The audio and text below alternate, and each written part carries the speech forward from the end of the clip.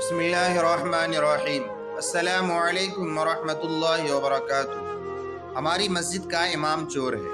Africa के एक देश में एक शख्स हाफिज कुरान व आलिम दीन किसी मस्जिद में इमाम मुकर्रर हुआ।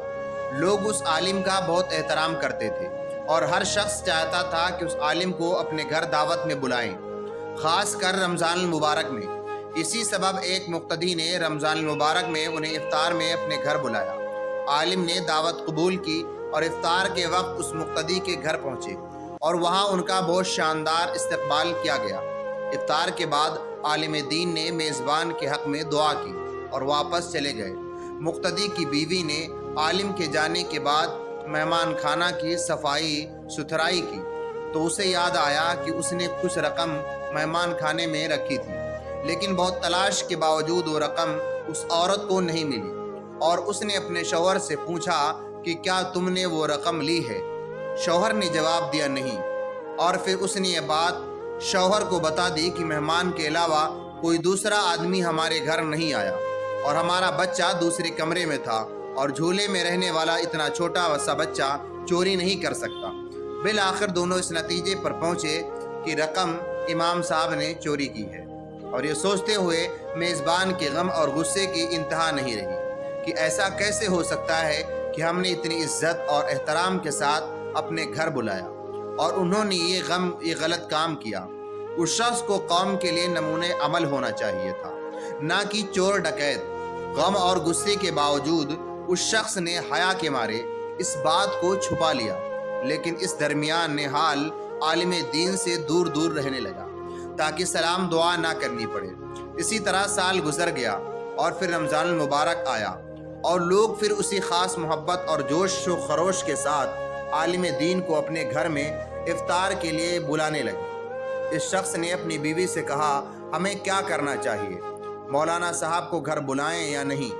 बीवी ने कहा, बुलाना चाहिए, क्योंकि मुमकिन है मजबूरी के आलम में उन्होंने वो रकम उठाई हो। हम उन्हें माफ़ कर देते हैं ताकि अल्लाह भी हमारे गुनाह माफ़ कर दे।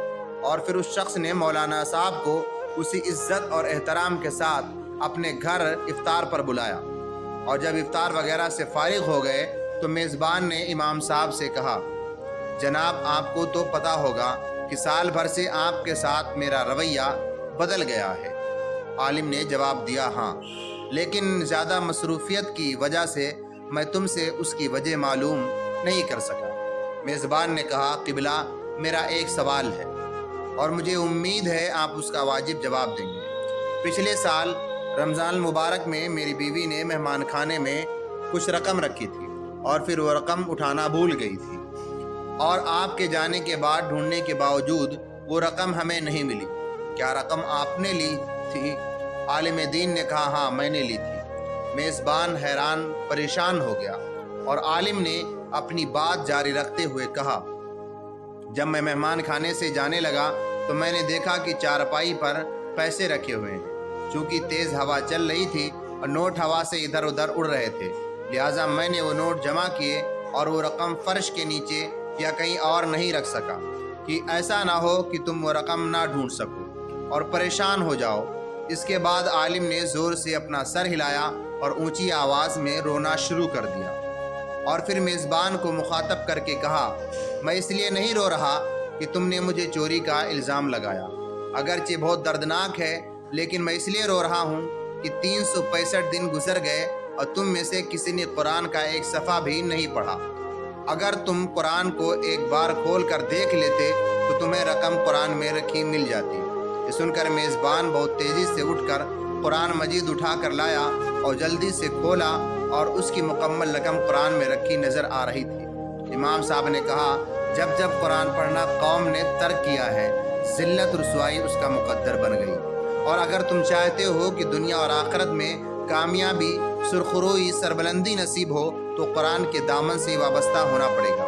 ये हाल है बाज़ मुसलमानों का कि साल भर में भी कुरान नहीं खोलते और अपने आप को सच्चा और हकीकी मुसलमान समझते हैं। अल्लाह हम सब को कुरान पढ़ने की तौफीक अता फरमाए, आमीन या रब्बल आलमीन। इसी तरह की इस्लामी वीडियो के लिए हमारे चैनल को सब्सक्राइब करें, कमेंट में आमीन ज़रूर लिखें।